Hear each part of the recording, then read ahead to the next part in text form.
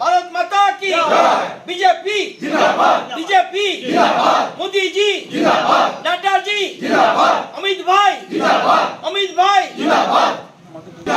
सुकांत मजुमदार शुभेंदु अधिकारी लोकेट चैटार्जी खाली খালি এক নম্বর মন্ডল একসাথে সবাই দিকে চারিদিকে ছাত্র যুবক মহিলা মোর্চা সংখ্যালঘু মোর্চা দিকে এখানে খুব সন্ত্রাস করেছিল 2021-এ বিধানসভা নির্বাচনের পর প্রচুর সন্ত্রাস করেছিল এবং এখানে আমাদের প্রার্থী লোকেট চ্যাটার্জি হুগলি লোকসভা কেন্দ্রে এখানে আমি এসেছি ধনেখালি বিধানসভা কেন্দ্রে।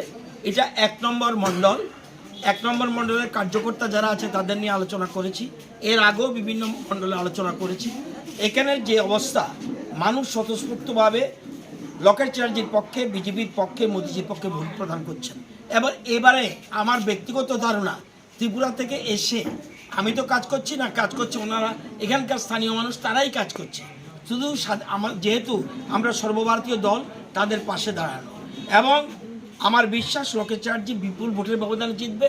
শুধু এটা নয়, এবং পশ্চিমবঙ্গে 32টি আসনে বিজেপি জয়ী হতে যাচ্ছে, এটা আমি বলছি।